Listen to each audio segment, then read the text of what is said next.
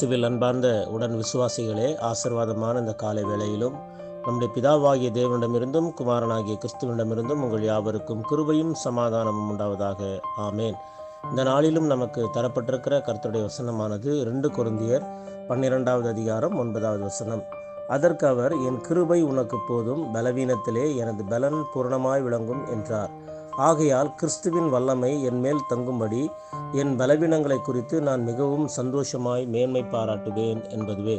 அன்பார்ந்த தேவனுடைய பிள்ளைகளே, தோல்வியினால்தான் விளையாட்டுக்கு அழகு, இரவினால்தான் விடியலுக்கு அழகு, போராட்டத்தினால்தான் வெற்றிக்கு அழகு.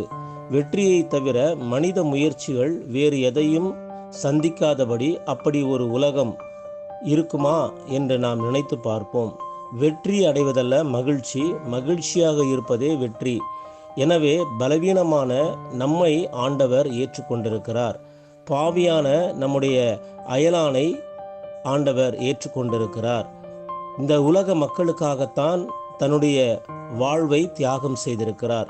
இந்த துன்பமான சூழலில் வாழ்ந்து கொண்டிருக்கிற நாம் இந்த உலகிலே கடவுளுடைய அன்பை வெளிப்படுத்த அழைக்கப்பட்டு இருக்கிறோம். அவ்வாறு நாம் துன்பங்களையும் தோல்விகளையும் துக்கங்களையும் சுமரும் பொழுது நாம் இயேசுவை நினைத்து கொள்ள வேண்டும்.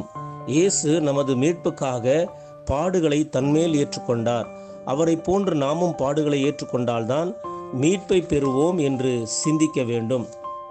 அப்போஸ்தலனாகிய பவுலும் கூட ரோமருக்கு எழுதின கடிதத்தில் கூறுவார், கிறிஸ்துவின் அன்பிலிருந்து நம்மை பிரிக்கக்கூடியது எது?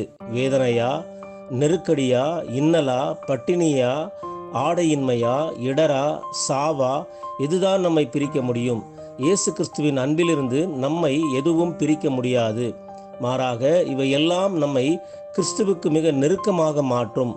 இது போன்றுதான் கிறிஸ்துவுக்காக நாம் படும் பாடுகளும் பலவீனங்களும் துன்பங்களும் நமக்கு ஆதாயமே ஒழிய இழப்பு இல்லை. எனவே ஆண்டவராகிய இயேசு கிறிஸ்துவின் வழியில் நடக்கும் அவருடைய சீடர்களாகிய நாம் அவரை போன்று பாடுகளையும் சிலுவைகளையும் ஏற்றுக்கொள்ளுவோம். சிலுவையினால்தான் நமக்கு சிம்மாசனம், பாடுகளினால்தான் நமக்கு பரலோகம் என்பதை உணர்ந்து பாடுகளின் வழியே நடந்து இயேசுவின் உண்மையாக சீடர்களாக வாழ்வோம். நம்முடைய பலவீனங்களை கஷ்டங்களை குறித்து கவலைப்பட வேண்டாம். அவருடைய பலன் பரிபூர்ணமாய் விளங்கி நம்மை வழிநடத்தும். எனவே அப்படிப்பட்ட ஒரு அர்த்தமுள்ள வாழ்க்கையை வாழ எல்லாம் வல்ல தூய ஆவியானவர் தாமே இந்த நாளிலும் நம் அனைவரையும் ஆசீர்வதித்து வழிநடத்தி காப்பாராக. ஆமேன்.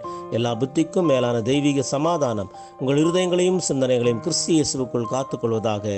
ஆமேன். God bless you all.